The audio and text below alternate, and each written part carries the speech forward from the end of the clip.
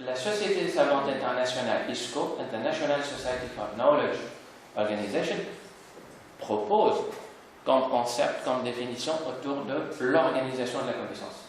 Sachant qu'il y a une dominante anglo-saxonne, certainement ma collègue Monica va appuyer là-dessus, parce que Knowledge Organization est vue d'un point de vue anglo-saxon, canadien, américain, comme étant the least domain, Library and Information Science.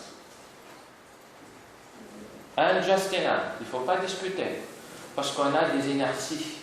Ceux qui étaient formés dans le domaine, c'est comme si l'organisation de la connaissance est leur patrimoine. Simplement, je me retrouve en phase et on se partage les mêmes avis, les mêmes points de vue presque, avec l'ancienne présidente d'ISKO International, l'ancienne présidente de le chapitre espagnol, qui s'appelle María López Huertas. Alors, qu'est-ce qu'elle dit? Déjà, elle donne son point de vue sur la question de l'organisation de la connaissance comme étant, elle dit même, une exigence en termes de qualité et une exigence en termes de management des connaissances, ou bien l'émergence des connaissances nouvelles. Alors, pour l'aspect qualité, elle dit que c'est un umbrella, c'est-à-dire c'est un parapluie qui s'ouvre autour de quoi? Autour de questions de recherche en termes sociaux et en termes techniques. Par contre, l'émergence des connaissances nouvelles, là, work oriented. C'est-à-dire, on est en train d'observer la connaissance qui vient du côté métier. Et ça, c'est utile, le savoir-faire, les compétences. Et aussi bien sur l'organisation de la connaissance sous l'angle multidisciplinaire, pluridisciplinaire, interdisciplinaire. Et là, on a tout intérêt à travailler ensemble, quels que soient nos horizons et nos disciplines académiques.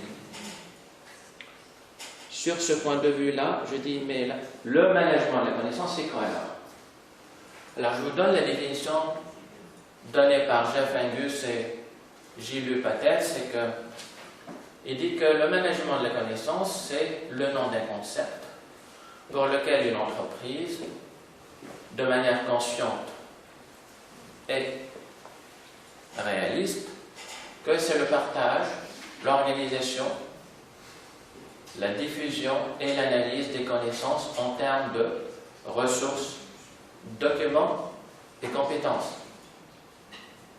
Cela suppose que de la première présentation sur l'organisation de la connaissance que moi j'approuve, qui n'est pas donnée par ma personne mais par d'autres personnes qui approuvent ce champ-là, qu'il y a un emboîtement, c'est-à-dire le management de la connaissance, le cœur, le noyau de sa machine, c'est l'organisation de la connaissance.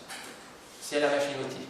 C'est un petit peu la vision que je peux compléter par l'exposé de ma collègue tout à l'heure, c'est que quel est l'emboîtement de la veille avec l'intelligence économique? La veille, c'est la machine-outil. L'intelligence économique, c'est le projet, c'est le management par les compétences et les connaissances et le savoir-faire. Comment décider, comment prendre les décisions stratégiques après. Alors, j'arrive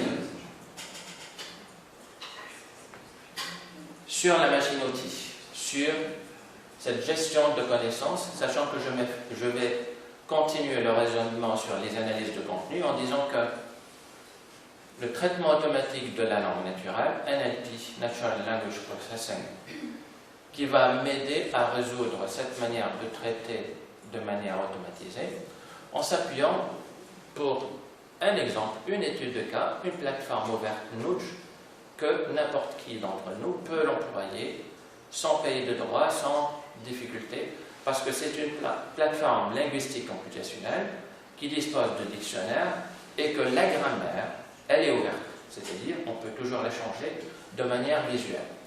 De quoi a-t-on besoin si on veut enrichir cette machine dédiée au traitement?